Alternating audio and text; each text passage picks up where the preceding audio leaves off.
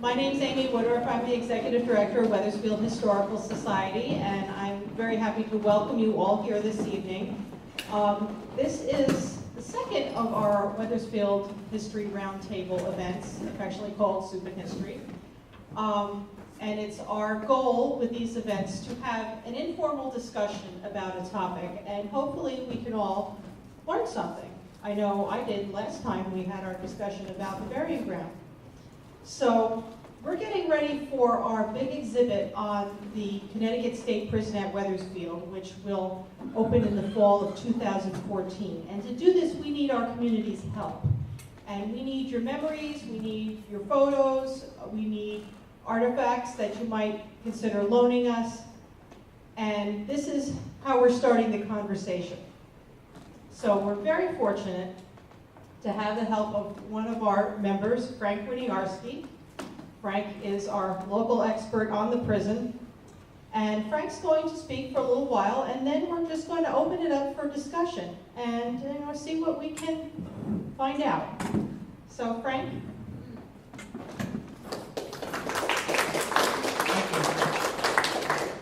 Okay, I just want to begin a short talk in regards to the origins of the Wethersfield State Prison. In 1825, Newgate Prison was getting a lot of attention from the general public, and they did not like the cruel and unsanitary conditions up in Granby, because the prison there was nothing more than a hole in the ground which had been a copper mine from around 1737 to 1827. And Newgate became a federal prison when General Washington sent 40 Tory prisoners up to Newgate. But they soon escaped because they bribed the guards. And after this, there were a lot of insurrections at Newgate, uprisings, guards were killed, and they decided enough was enough. So Judge Martin Wells decided to push forth legislation for a new prison. And there was a lot of debate. They wanted to build a new prison up in the Simsbury-Granby area, but Judge Martin Wells prevailed on the legislators to have it built at Wethersfield, because Wethersfield was close to the capital city of Hartford, and it had a large bay which is known as Wethersfield Cove. And it was perfect for offloading and unloading materials. And it was decided that they would locate at Wethersfield. So in May and June of 1826, the Senate and the state legislative body decided to vote to have the prison at Wethersfield. And construction in those days was very swift.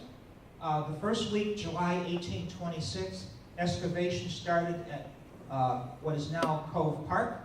And by December 1826, the entire prison building, which was of Brownstone, 3 stories high, was erected and completed.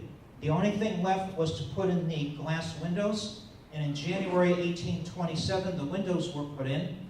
But because they required a wall and other measures, they didn't complete this until September 1827.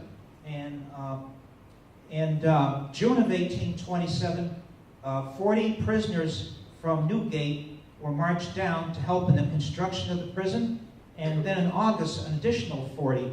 So by the time they moved the prisoners from Newgate, there were only 81 that made the trek down to Wethersfield. And Wethersfield formally opened up on October 1st, 1827. And the warden at the time was Moses Pillsbury. He was from New Hampshire, and he had requested his son, Amos Pillsbury, be appointed warden. And Amos Pillsbury was not the man that the state had thought.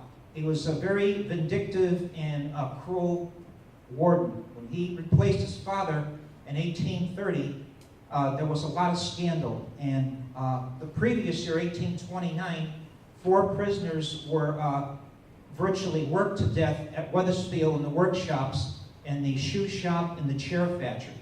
And the chair factory at that time made Hitchcock chairs, a lot of people are not aware of this, but Hitchcock chairs were produced at Wethersfield, along with shoes, spectacles, clocks, even guns and gun parts were made at Wethersfield Prison. And it was quite an operation. And every penny that the convicts made went to the state treasury.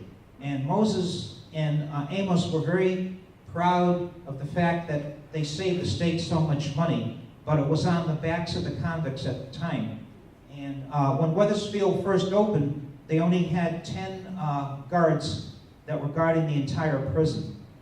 And in 1830, the prison became too small, so what they did was they added on to the prison, and they added an additional 100 cells. And these cells were only 3.5 feet wide by 7 feet long and 7 feet high. And living conditions were unbelievably horrible. The floors were of brick. For bedding, the prisoners had straw, and they used a fold-up hammock. And you could barely squeeze in and out of the cells after the meager furnishings were in there.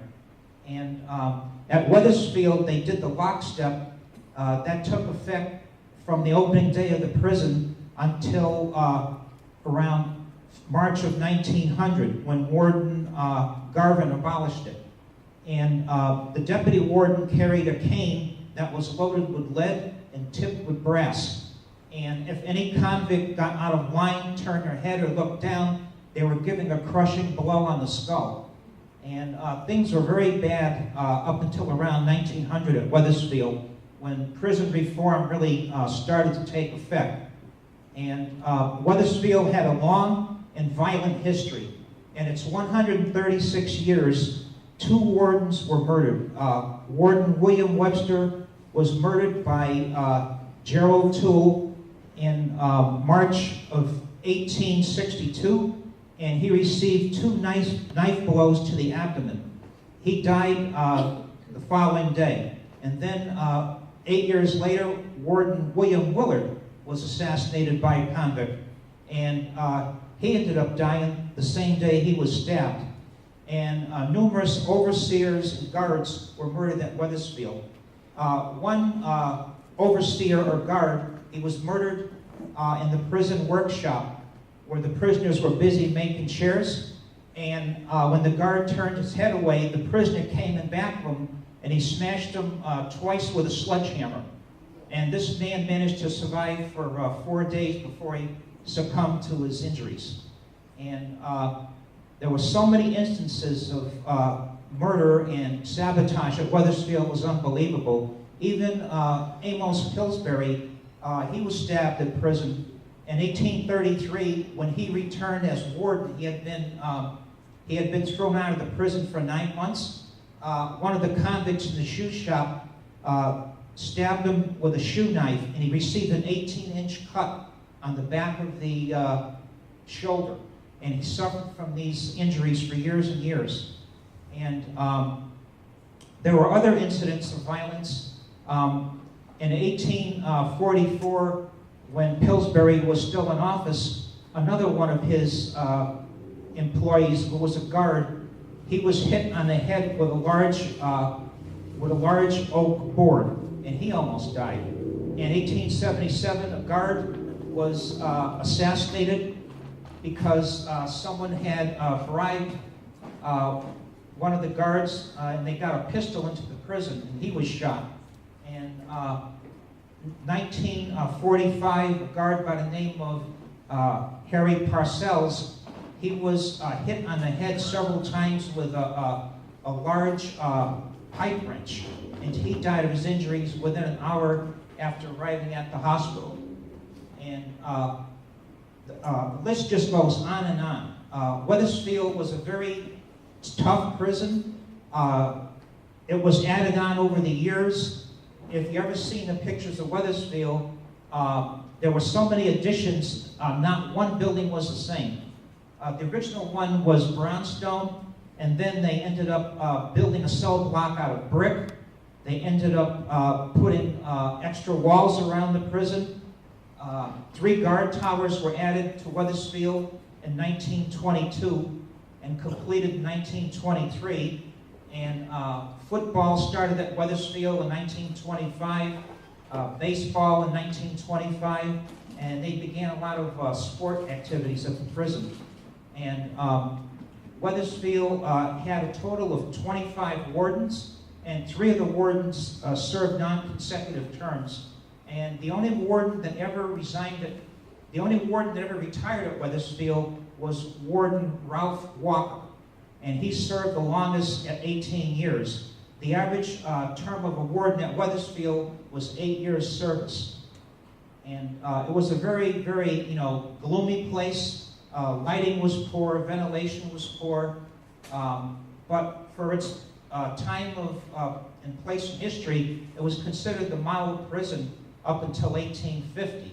And then by the Civil War, people were again clamoring for better conditions, and all this they did was patch up Wethersfield.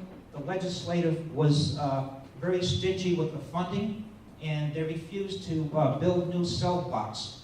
And this continued up until almost the time the prison closed. And the whole situation was, very, very, very bad. Guess I better stop.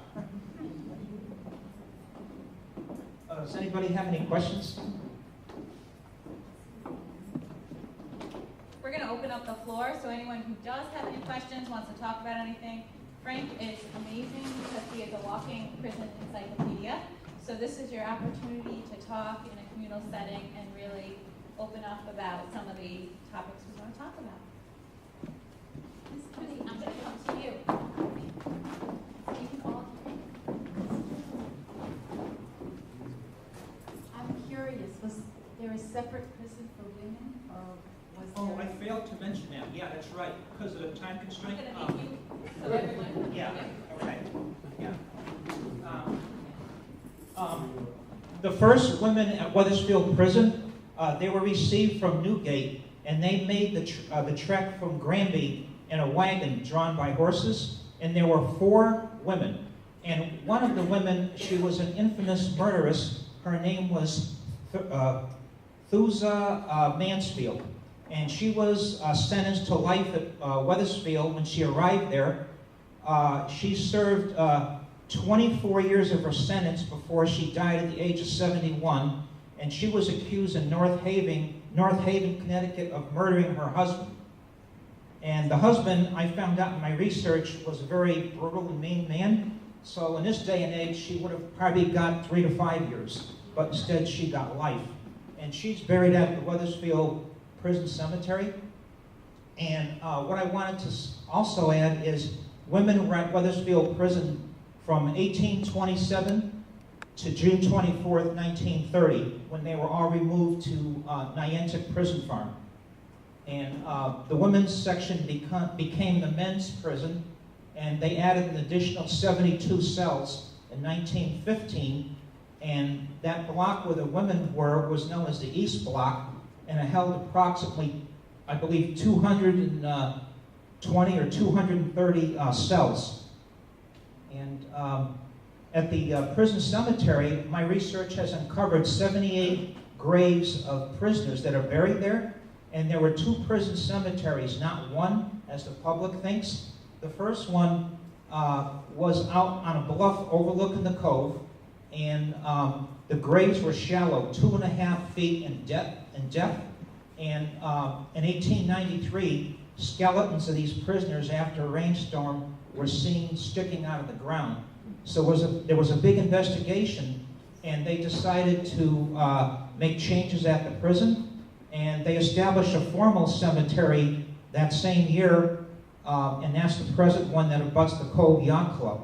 And my research has uncovered 27 prisoners buried there, perhaps an additional 5 more.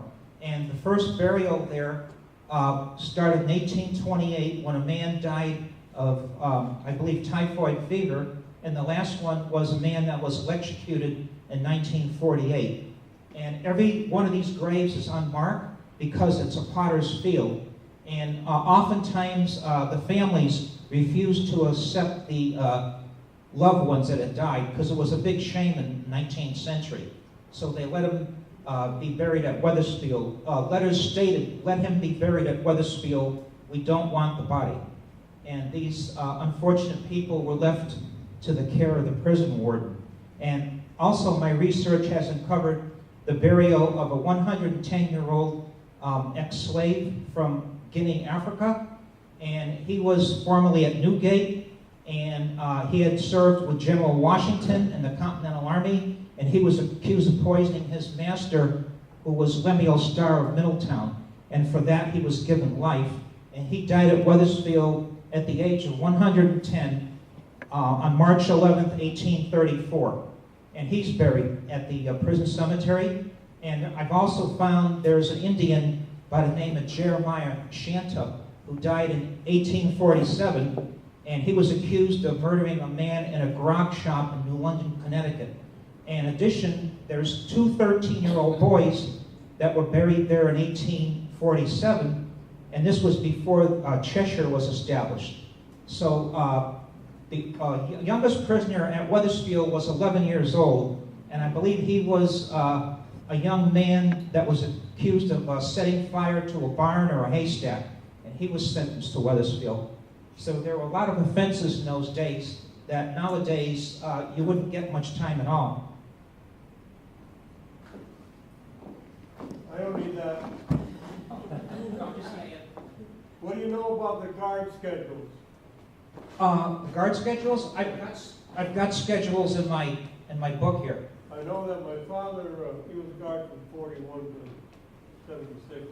But he was at Wethersfield, and he worked rotating shifts and different days off and everything. Sometimes he worked 12 days in a row and had like 4 days off. And it was a crazy shift. Yeah, they did. When the prison finally got their union, they reduced the schedule, and they were working 12 hours a day, and the pay was very poor. And in 1915, the guards asked for a raise, and they were told there was no money in the state treasury, and that was a bald-faced lie. They had the money, but they refused to pay the guards.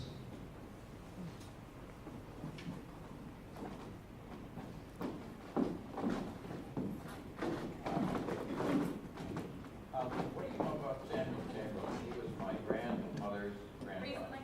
Oh, he was my grandmother's grandfather.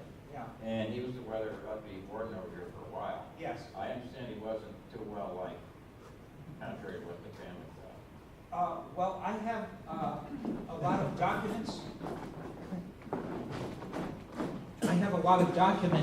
And Warden Samuel Chamberlain, to the contrary, I think he was a good warden. He hired nothing but Union Civil War veterans from the Civil War because he was a general himself. And I have at least 18 officers that he hired when he became a warden. And these were men that were trusted. They had seen duty in the Civil War, and they were very good men. I got online an article from the New York Times where he was attacked by an inmate with a shovel. Hit in the face with a shovel, but he was carrying a Derringer, and he shot whoever this prisoner was dead. Yes, the convict's name was Burke. Adam Burke, I believe, and he was given a thorough beating. They beat him up and they threw him in a solitary cell. So he was prepared for these people.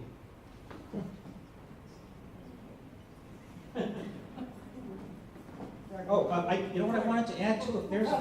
If there's a few more seconds, I wanted to make a point. The longest serving inmate at Wethersfield, this is unbelievable. The man was named John Warren, and he came from Eaglesville, which is now University of Connecticut up in Storrs, and he's buried in a cemetery up there.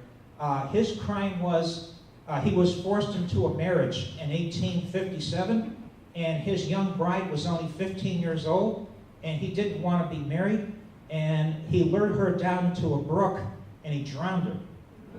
And her body was found a couple days later, and the people in the area reported seeing her ghost right in the road where she had died. And he had escaped punishment for 2 months. he was hiding under his father's barn. And when they found out he was there, they threatened to burn the barn down, so the father called the son out. And he served at Wethersfield, believe it or not, from December of 1859 until June 10th, 1912. 52 and 1/2 years he served in Wethersfield, and he became an expert shoemaker.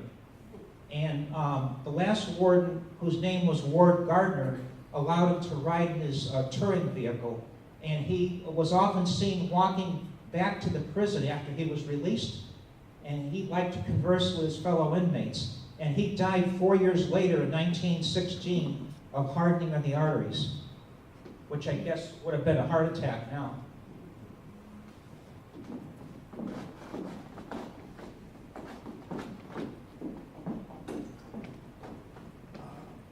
You know, Frank, I was just curious, since the women were there for so long, till 1930, what woman served the longest amount of time, do you know? Yes.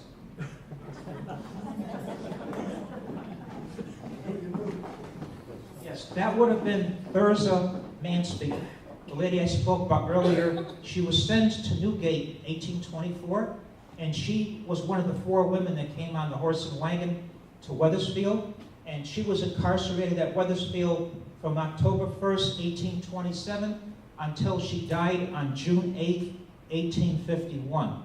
And I'd like to also add, she petitioned several times for a release from prison, and people were favorable to it, but her relatives wanted no part of it because they were scared to death of her.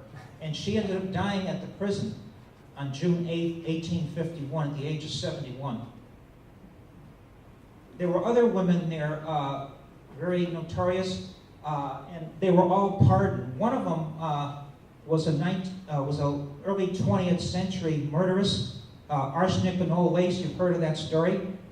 She was incarcerated at Wethersfield, and she was paroled, I believe, in the 1920s. 1924, she went to Middletown. Yeah, but she was at Wethersfield. Yeah, but she wasn't Yeah. paroled. She was sent to the Middletown Yeah. lunatic asylum. Well, I know there were quite a few of them that were paroled. I can't remember all their names, but She was never freed. yeah, okay, my mistake. Forgive me. I'd just like to ask if there are any former prison guards here.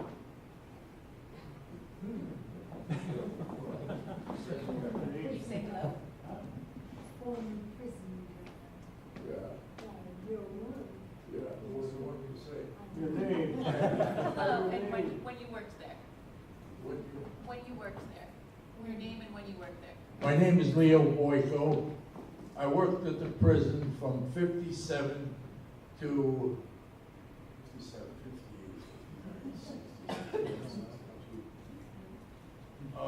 Just before they went to Summers, and I shuffled off to Haddam Jail, and then they closed that in 7 years, and I ended up in Summers. That's where I graduated from. Anything else you want to know about it? Thank you for coming. I survived.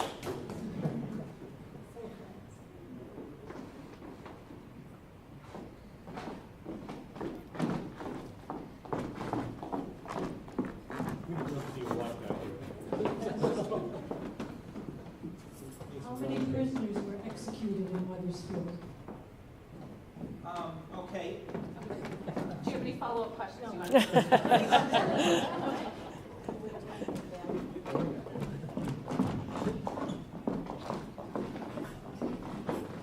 Prior to 1894, all the executions in the state of Connecticut, they were carried out in the respective counties in Connecticut where the crime was committed, and was by hanging. And then in 1894, the legislature branch passed a law where all the prisoners that were condemned of murder had to be executed at the prison. And Wethersfield had its first execution of a man by the name of John Cronin in 1894.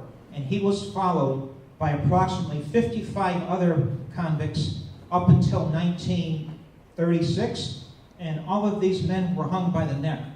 And 1937, they decided to use the electric chair, which in my opinion is more brutal than the method of hanging, because you really suffered. And 18 men were electrocuted at Wethersfield from 1937 to 1960, and the last one being the mad dog killer, Joseph Taborski. And I'd like to also add, they had 2 triple executions at Wethersfield. 3 men were executed in the 1920s in one night. They were hung. And then the other 3, they were electrocuted in October of 1946 for having killed guard Harold Parcells in the prison machine shop. These convicts were the one that hit him on the head with a pipe wrench. And they were executed one after the other in 1946. Can you talk a little bit about the executioner while you're on the topic? Oh, you mean the one from New York? Oh, yeah. It was supposed to be kept a secret, but I came across a Hartford Courant article where they named the man that executed the prisoners at Wethersfield. He was the man that did the executions at Sing Sing Prison in New York, and his name was Elliot. I don't have the first name, just Elliot. And he received $100 per execution. And he did the executions from, I believe, the late 1930s up until perhaps the 1950s when he retired. He had an easy job doing that too. Yes. Because the electrocution was set up for him, for the voltage. All he had to do was pull the switch, bang it a couple of times, and that was it, lights out. Mm-hmm. After Robert Elliot was Dow Hoven, who did Taborski. Uh-huh. Okay. He was from where? Never mind. He was from Germantown, New York, which is Rachel's home in Rhinebeck. Okay. There were no women ever executed at Wethersfield. A lot of people have a misconception that women were executed, but they weren't. There was one, her name was Bessie Wakefield, and she was scheduled to be hung by the neck, I believe, in 1915, but her sentence was pardoned to life imprisonment.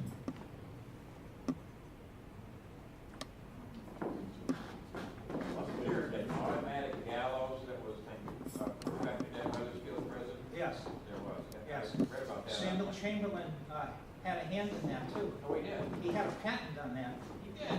Yes. Yes, Samuel Chamberlain had a patent on a automatic gallows. Yeah, that was one of his inventions. And what I forgot to mention too, because of time constraints, there were 3 different times they had execution houses at Wethersfield. The first one was a small brick building located on the eastern end of the prison. And that was constructed when they decided to hang people there in 1894. And that stood up until 1899. It was demolished, and a new execution house was built in the same area out of brick. And that in turn was demolished around 1924, where the last execution house was built, and that was incorporated into the hospital block of the prison. And that was used up until 1960 for Taborski. Also, I know that Chamberlain had a lot of work done on his house in Ansquam, Massachusetts, done by prisoners. He would bring them up there, and they remodeled the whole house. I'm familiar with the house. Mm-hmm. And they built a gazebo also on a boulder in the backyard with a spiral staircase around it, and an onion dome on it, kind of like the pole. Yes. Built kind of a replica of that. And it blew down in the hurricane of 1938. Or 38 or whatever that. Yeah. In the late 30s. It blew off the top of the boulder. That's an interesting story. As a kid, I mean, the pins are still in the boulder. The spiral staircase and some kind of mangled metal, bracing that was on there. And I do have a photograph of that. I'll dig it up and show you. Okay. That sounds great. How proper was that? Was that common that a warden could take prisoners out there and have them do work? Not out of state. If he did it out of state, unless they had some dispensation, I don't think that was, You know, it's possible that he could have taken them from the Massachusetts prison because he was warden there also. oh, Possible, I don't know that much. the Charleston prison? Is that what it is? Yeah. Mhm. Yeah, that's what it could have been, because he was warden over there prior to coming to Wethersfield. And he was warden at Wethersfield from 1885 to 1893, when he was forced to resign. Okay, and why was he forced to resign? It's a long story. You told me. I It's a need long to story. over here.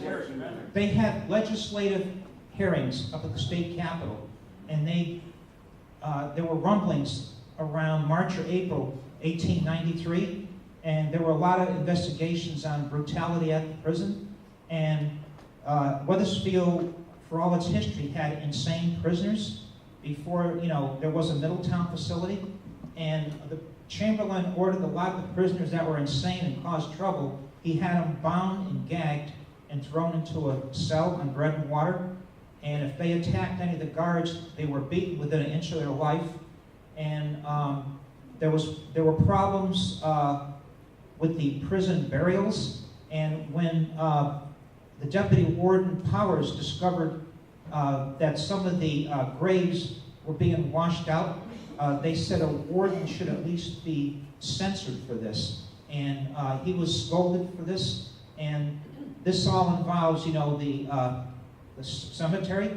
and it was a big scandal in those days. And he was forced to resign on, some of these accounts. Okay, thank you. Uh-huh.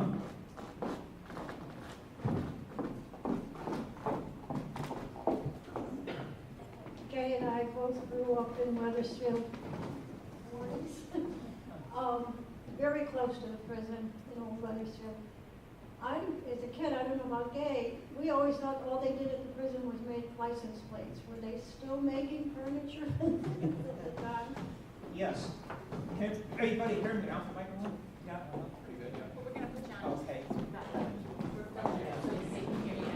So The license plates were only a sideshow because in 1932, Warden Harry S. Reed, who was the warden at the time, he decided to have prisoners put to better use, and he had them making the concrete milestones and the marker stones and concrete posts you see along highways and byways. And I think if you go on Main Street in Cromwell, it looks like a corn crib. They're concrete markers, and they're about 6 feet in length, and they were made at Wethersfield. They had a concrete shop, and that was located outside the wall facing the cove, and they made these concrete products for the state, and they also made all of the state transportation's highway signs. They were made out of wood with reflective surfaces. So they were busy, besides the license plates. And they also made shirts for the United States Navy from 1942 to 1945, and they were given awards and citations for having the best quality shirts of any prison in the United States.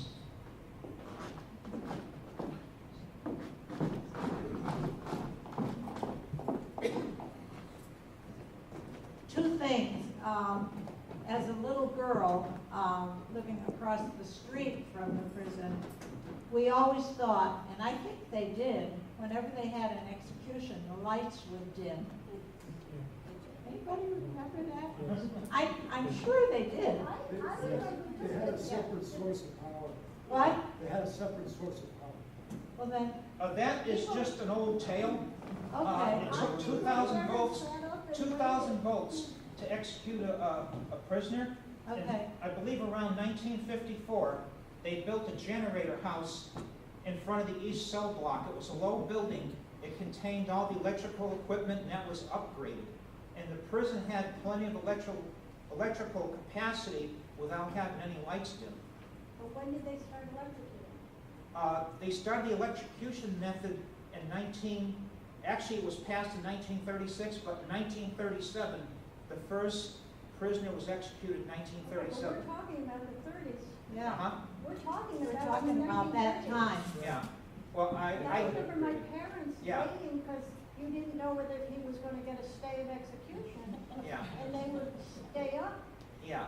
and they should be able to stay Yeah, up. that's possible at that time. Yeah. They might have had the old knob and tube wiring, the old-fashioned wiring with the porcelain.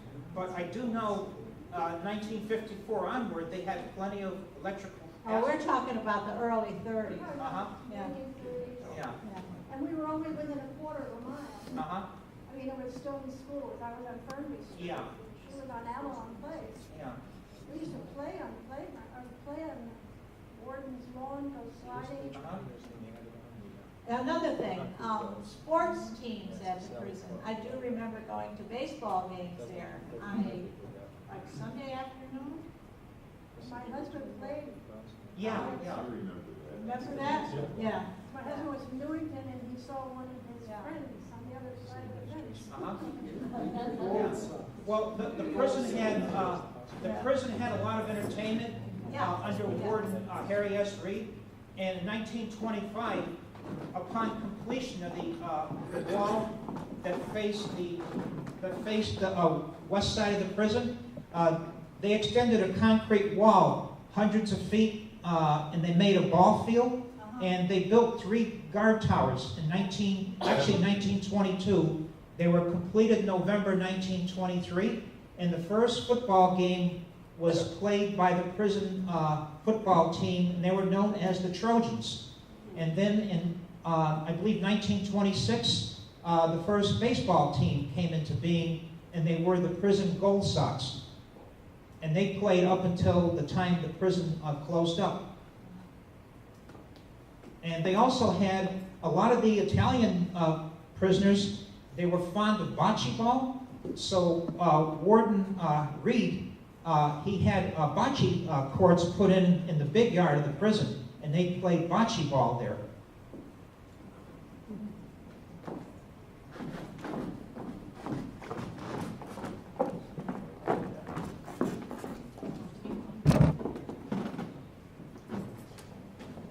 I remember the light dimming thing that they were talking about too. But I also remember hearing concerts as a little kid. Every once in a while they would hear concerts coming from the prison. Yes. Do you know anything about that? Yes, yes. They had, the prison was famous for its band, and that started also under Warden Reed in the 1930s. And they had a very good band at the prison. And I also would hear concerts and music in the summer. I lived right across the street from the prison wall. And I could hear and see a lot of things. When I went into my attic, I could see everything that was going on within the prison yard. I even, in the winter, I would see from the gate tower, which was about in the middle of the prison and back there, I could see the guards in the summer. They would take a piece of rope and they would light the rope and they would swing it around, and by doing this they would get the mosquitoes out of the guard tower, because they were very vicious in those guard towers because they were confined in there. And they also had coal stoves in each guard tower, and I would see them bringing up buckets of coal as well as their lunch and supper on a rope. How about prison breaks? Prison breaks? I don't remember any. Oh, I have, there were over 90 prison escape attempts and successful escapes at Wethersfield. And the first one happened by the infamous woman murderess Thurza Mansfield. And she literally walked out of the prison. Warden Pillsbury had her helping his wife in the kitchen with 2 other women. And after they completed the kitchen chores, she waited till everyone was asleep, and somehow she was able to get out of the warden's residence, and she was apprehended an hour later up on Wethersfield Avenue. And she was brought back to the prison. And this happened this happened shortly after the prison opened. It happened, I believe, in 1828. When was the warden's house built? A warden's house, well, I got to start a little earlier. The warden of the prison, when it first opened, was required by state law to live at the prison. So the warden had his apartments with his family at the prison proper itself, and the warden's house was not used until November of 1900, and that was a Solomon Wells house, and that was renovated by prisoners for the warden, and the warden moved in shortly after November 1900. And they also added that large porch that wraps around the house, because prior to that there was no porch. That's still there? Yes. Oh, yeah. Yes. Town owns it. Yes. What do you know about the rat population? Rat population? My father said there was a lot of rats in the back of the folks. Yeah, there were. There were also a lot of bed bugs. Because in the 19th century, especially, the prisoners were only able to bathe twice a month, and then later that was increased to once a month, and Warden Pillsbury had a large brick cistern or well built, and the prisoners had to jump in there, and they were allowed to bathe, but they had to keep their clothes on. And in those days at Wethersfield, the prisoners were not allowed to have undershirts or underwear. All you had was thin, I think it's called satinette. Satinette, is that what it is? Satinette top and bottom. And you wore that until it wore right out. And all you had in your cell was a wooden bucket with a cover on it. And you had to march out in a file to the rear wall in which a gate was open, and a large trench was dug, and all the bodily waste was dumped into that trench. And then it was covered with lime, and then covered with dirt.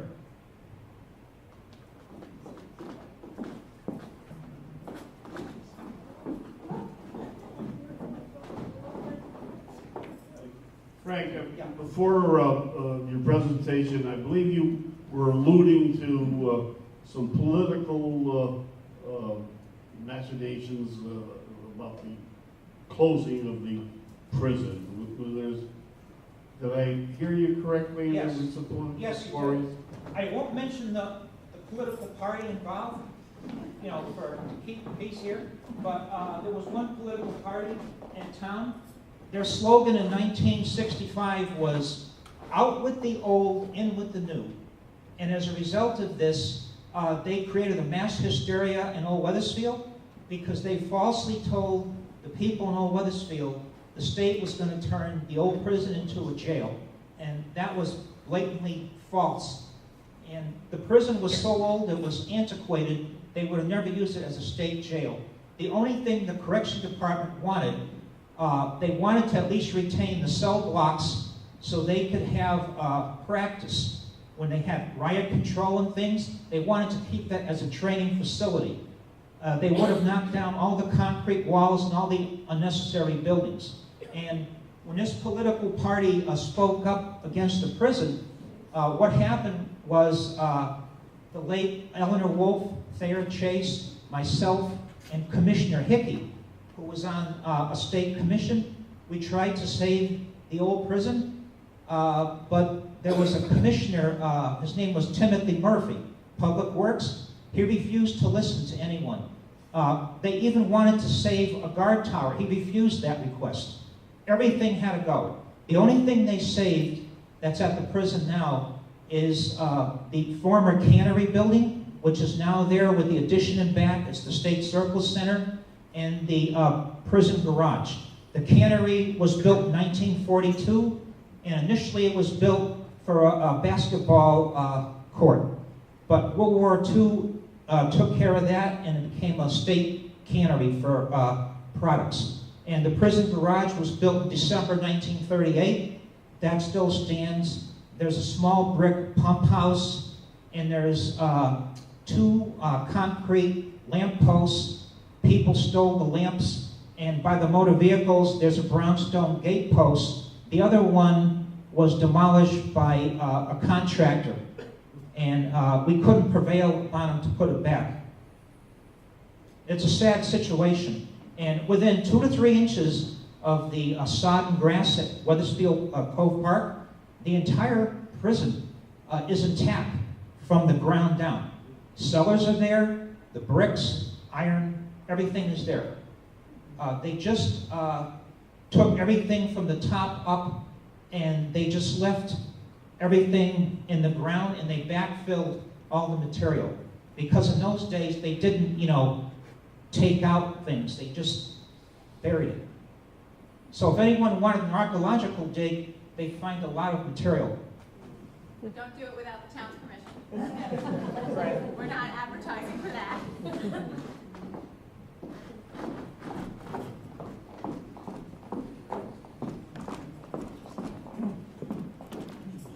Right, I remember one night when there was an escape, it was just after New Year's. The guards were off on a ball. Yep. And we got a knock on the back door. There's these guards dressed in tuxedos with their gun belts on. They came into the house, they had searched the whole house top to bottom. They go out in the garage and check everything out there. I've got the information on that, Jay. It was 2 trustees, and what happened is they were employed in the officers' mess, and this happened in, I believe it was December 1959. They escaped. They were apprehended within 1.5 hours. They caught them hiding in bushes where the old Grey Rock Soda Company was on Church Street. They were brought back to the prison, the same day.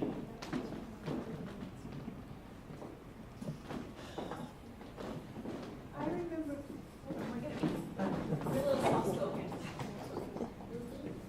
living on Bourbon Street, it dead ended at the railroad tracks, and we used to walk the tracks all the time, and there was the siding at Church Street. Yeah.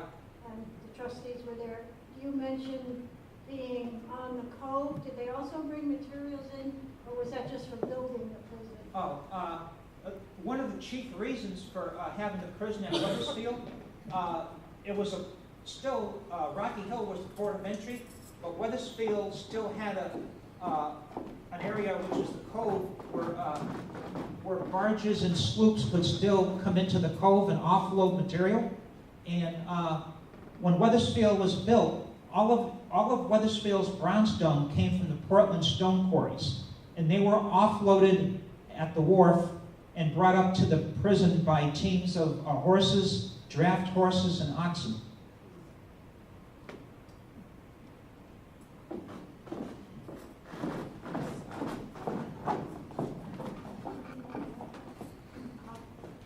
I do remember that there was a brownstone house right near the prison where the prison doctor lived.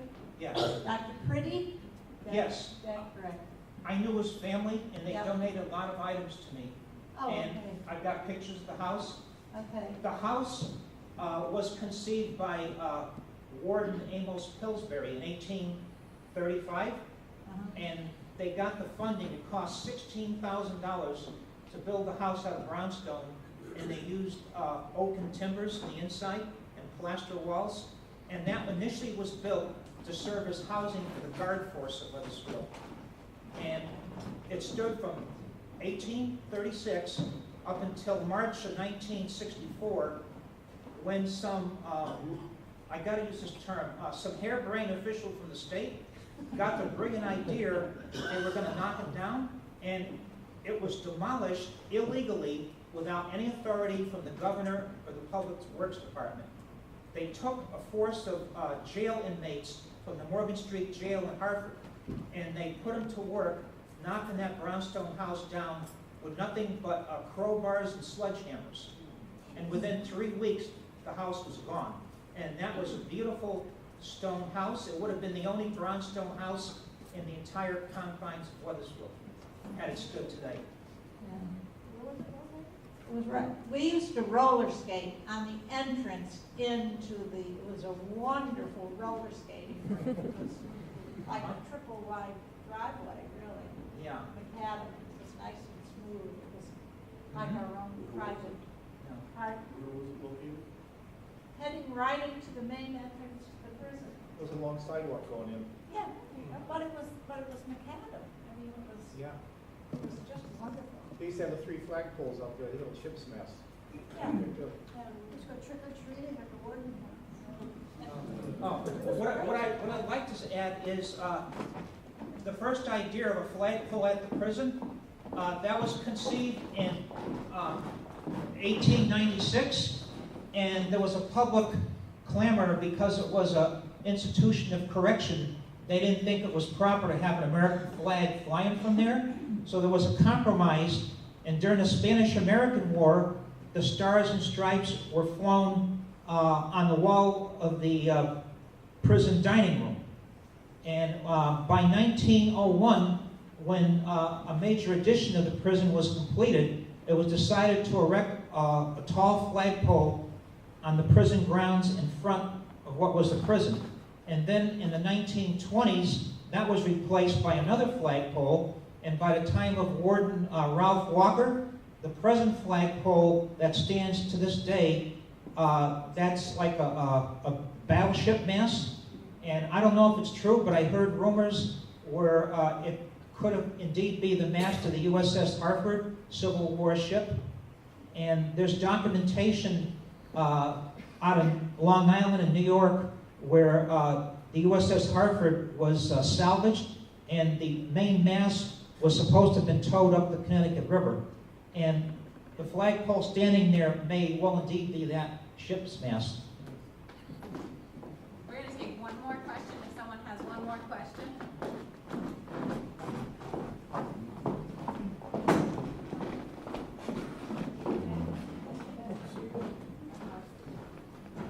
I have a question. My grandfather was a guard and my grandmother worked for the warden. She cooked and did his laundry. Sometime in the 1920s and 30s, I'm trying to find his name, and the only thing I can tell you about him is he had one leg. I have each and every guard's name at home, and I have a complete payroll list as well as roster of every prison guard that worked there from 1827 to, I believe, 1963. And if you need to know, I'll try to find that for you. I'm on it. You're in here, Leo. Yeah, if you could find that work's name, that'd be great. Oh, regarding one leg, it's interesting to note, one of the wardens there, his name was Henry K. Scott, and he was from New Hampshire, and he was warden at Wethersfield after this warden C.C. McClary resigned in 1920, and Warden Scott was warden from 1920 to 29. He lost his leg because of a blood clot in 1927, and it was amputated above the knee, and he served as warden up until October 1929. He had one leg, but I'm not sure about the guard.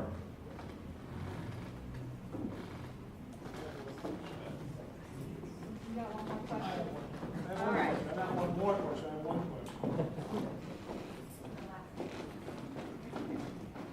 Were the walls of the prison painted a light color?